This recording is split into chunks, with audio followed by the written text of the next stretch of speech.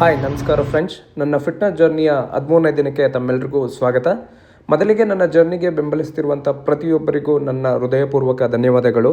As usual ಇವತ್ತು ಕೂಡ 4:30ಗೆ ಎದ್ದು ಕ್ಲಾಸಿಗೆ ಬರೋದ್ರೊಳಗಡೆ 5 o'clock ಆಗಿತ್ತು. ಎಂದಿನಂತೆ ಪುನೀತ್ ರಾಜ್ಕುಮಾರ್ ಸರ್ಗೆ ನಮಸ್ಕಾರ ಮಾಡ್ತಾ ನನ್ನ ಜರ್ನಿನ ಸ್ಟಾರ್ಟ್ ಮಾಡಿದೆ ಫ್ರೆಂಡ್ಸ್. ಹಾಗೆ ನಾನು ಒಂದು ಪ್ರಶ್ನೆ ಕೇಳಿದ್ದೆ, ಯೋಗದಲ್ಲಿ AI ಬಂದರೆ ಹೇಗಿರುತ್ತೆ ಅಂತ. ಇದಕ್ಕೆ ತುಂಬ ಜನ ಮೆಸೇಜ್ ಮಾಡಿದ್ದೀರಾ, ಕಮೆಂಟ್ಸ್ ಮಾಡಿದ್ದೀರಾ, ನಿಮ್ಮ ಅಭಿಪ್ರಾಯನ ತಿಳಿಸಿದ್ದೀರಾ. ಯಾರೆಲ್ಲ ತಮ್ಮ ಅಭಿಪ್ರಾಯನ ಹಂಚ್ಕೊಂಡಿದ್ದೀರಾ ಅವ್ರಿಗೆಲ್ರಿಗೂ ಧನ್ಯವಾದಗಳು. ನಾನೊಬ್ಬ ಯೋಗ ಇನ್ಸ್ಟ್ರಕ್ಟರ್ ಆಗಿ ನನ್ನ ಅಭಿಪ್ರಾಯವನ್ನು ನಿಮ್ಮೊಂದಿಗೆ ಹಂಚಿಕೊಳ್ಳಲು ಇಷ್ಟಪಡ್ತೇನೆ. AI ಬಗ್ಗೆ ಸರಳವಾಗಿ ಹೇಳಬೇಕು ಅಂತ ಅಂದರೆ, ಮನುಷ್ಯನಂತೆ ಯೋಚಿಸಿ ಮಾಹಿತಿ ನೀಡಿ ತಪ್ಪುಗಳನ್ನು ಗುರುತಿಸಿ ಸಹಾಯ ಮಾಡುವಂಥ ಒಂದು ತಂತ್ರಜ್ಞಾನ. ಯೋಗದಲ್ಲಿ AI ಹೇಗೆಲ್ಲ ಸಹಾಯ ಮಾಡ್ಬೋದು ಅಂತ ಅಂದರೆ, ಎಕ್ಸಾಂಪಲ್, ನೀವು ಮನೆಯಲ್ಲಿ ಸೂರ್ಯ ನಮಸ್ಕಾರ ಮಾಡ್ತಿದ್ದೀರಾ ಅಂತ ಅಂದ್ಕೊಳ್ಳಿ. ನಿಮ್ಮ ಮುಂದೆ ಮೊಬೈಲು ಇಲ್ಲ ಕ್ಯಾಮ್ರಾ ಇರುತ್ತೆ. AI ನಿಮ್ಮ ಚಲನವಲನಗಳನ್ನು ಗಮನಿಸಿ, ನೀವು ಯಾವ ರೀತಿ ಪೋಸ್ ಮಾಡ್ತಿದ್ದೀರಾ, ನೀವು ಬೆನ್ನನ್ನು ನೇರವಾಗಿಡಿ, ಕೈಯನ್ನು ಮೇಲೆ ಎತ್ತಿ, ಉಸಿರಾಟದ ಮೇಲೆ ಕಾನ್ಸಂಟ್ರೇಷನ್ ಮಾಡಿ ಅಂತ ಸೂಚನೆ ಮಾಡೋದು ಅಷ್ಟೇ ಅಲ್ಲದೆ, ಪ್ರತಿದಿನ ಎಷ್ಟು ಸಮಯ ನೀವು ಯೋಗ ಮಾಡಿದ್ದೀರಾ, ಯಾವ ಆಸನ ಮಾಡಿದ್ದೀರಾ, ನಿಮ್ಮ ಪ್ರಗತಿ ಹೇಗಿದೆ ಎಂಬುದನ್ನು ದಾಖಲಿಸ್ಬೋದು. ಈ ರೀತಿ AI ನಿಮಗೊಂದು ಸಹಾಯ ಆಗ್ಬೋದು. ಆದರೆ ಒಂದು ಮಾತು ನೆನಪಲ್ಲಿ ಇಟ್ಕೊಳ್ಳಿ, ಯೋಗ ಅಂದರೆ ಜಸ್ಟ್ ಕೇವಲ ಆಸನ ಎಕ್ಸಸೈಸ್ ಮಾಡೋದಲ್ಲ. ಯೋಗ ಅಂತ ಅಂದರೆ ಮನಸ್ಸು ಮತ್ತು ಆತ್ಮ ಸಮತೋಲನ. AI ಜಾಗದಲ್ಲಿ ಅದೇ ನಿಮ್ಮ ಗುರುಗಳಿದ್ದರೆ, ಅವರು ನಿಮ್ಮ ಮನಸ್ಥಿತಿನ ಅರ್ಥ ಮಾಡಿಕೊಂಡು ನಿಮ್ಮ ಆರೋಗ್ಯದ ಸಮಸ್ಯೆಗಳನ್ನು ತಿಳ್ಕೊಂಡು ನಿಮಗೆ ಸೂಕ್ತವಾದ ಮಾರ್ಗದರ್ಶನ ನೀಡ್ತಾರೆ. ಇನ್ ಕೇಸ್ ನೀವೇನಾದರೂ ಬೇಜಾರಲ್ಲಿದ್ದರೆ ನಿಮ್ಮ ಗುರುಗಳು ನಿಮಗೆ ಪ್ರೋತ್ಸಾಹ ನೀಡ್ತಾ ನಿಮ್ಮ ಆತ್ಮವಿಶ್ವಾಸವನ್ನು ಜಾಸ್ತಿ ಮಾಡ್ತಾರೆ. ಆದರೆ AI ಭಾವನೆಗಳಿಗಲ್ಲ.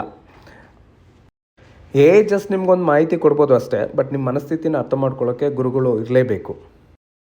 ನನ್ನ ಅಭಿಪ್ರಾಯ ಏನಪ್ಪ ಅಂತಂದರೆ, AI ಒಂದು ಸಾಧನ.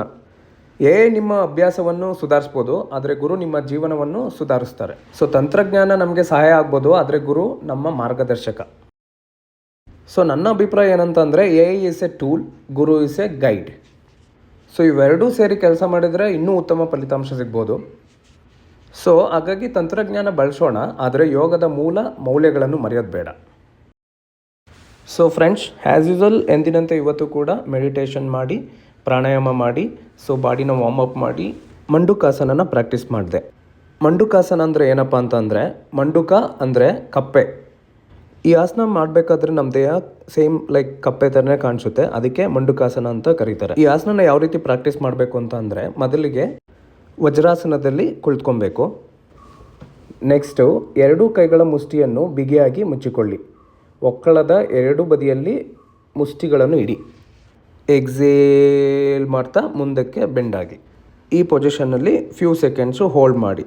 ನಾರ್ಮಲಾಗಿ ಬ್ರೀತ್ ಇನ್ ಬ್ರೀತ್ ಔಟ್ ಮಾಡ್ತಾ ಇರಬೇಕು. ಆಸನ ಮಾಡೋದ್ರಿಂದ ಏನಪ್ಪ ಬೆನಿಫಿಟ್ ಅಂತಂದರೆ, ನಮ್ಮ ಡೈಜೆಷನ್ ಕ್ರಿಯೆನ ಉತ್ತಮಗೊಳಿಸುತ್ತೆ, ಹೊಟ್ಟೆಯಲ್ಲಿರುವಂಥ ಕೊಬ್ಬು ಕಮ್ಮಿ ಆಗುತ್ತೆ, ಮತ್ತು ಬಹುಮುಖ್ಯವಾದ ಒಂದು ಬೆನಿಫಿಟ್ ಏನಪ್ಪ ಅಂತಂದರೆ, ಮಧುಮೇಹದಿಂದ ನಿಯಂತ್ರಣ ಸಿಗುತ್ತೆ. ಅಂದರೆ ಶುಗರ್ ಪೇಷಂಟ್ಸ್ ಯಾರಿದ್ದಾರೆ ಅವರು ಇದನ್ನು ಪ್ರಾಕ್ಟೀಸ್ ಮಾಡೋದ್ರಿಂದ ಆದಷ್ಟು ಅವ್ರಿಗೆ ನಿಯಂತ್ರಣ ಸಿಗುತ್ತೆ. You can control your sugar doing of this asana. ಯಾರೆಲ್ಲ ಶುಗರ್ ಕಾಯಿಲೆಯಿಂದ ಬಳಲುತ್ತಿದ್ದಾರೆ ಅವ್ರಿಗೆ ಈ ವಿಡಿಯೋನ ಶೇರ್ ಮಾಡಿ. ಹಾಗೂ ನಿಮ್ಮ ಮನೆಯಲ್ಲಿ ನೀವು ಕೂಡ ಈ ಆಸನನ ಪ್ರಾಕ್ಟೀಸ್ ಮಾಡಿ. ಈ ವಿಡಿಯೋ ಇಷ್ಟ ಆದರೆ ನಿಮ್ಮ ಫ್ರೆಂಡ್ ಜೊತೆ, ನಿಮ್ಮ ಫ್ಯಾಮಿಲಿ ಜೊತೆ ಶೇರ್ ಮಾಡಿ, ಲೈಕ್ ಮಾಡಿ, ಕಮೆಂಟ್ಸ್ ಮಾಡಿ. ಇದುವರೆಗೂ ನನ್ನ ಚಾನಲ್ನ ಯಾರು ಸಬ್ಸ್ಕ್ರೈಬ್ ಮಾಡಿಲ್ಲ, ದಯವಿಟ್ಟು ಸಬ್ಸ್ಕ್ರೈಬ್ ಮಾಡಿ. ಹೀಗೆ ನಿಮ್ಮ ಪ್ರೋತ್ಸಾಹ ನನ್ನ ಮೇಲೆ ಇರಲಿ ಅಂತ ಕೇಳ್ಕೊತ, ಎಲ್ಲರಿಗೂ ಒಳ್ಳೆಯದಾಗಲಿ. ಸರ್ವೇ ಜನ ಸುಖಿನೋ ಭವಂತು. ಜೈ ಶ್ರೀರಾಮ್. ಮತ್ತೆ ಸಿಗೋಣ.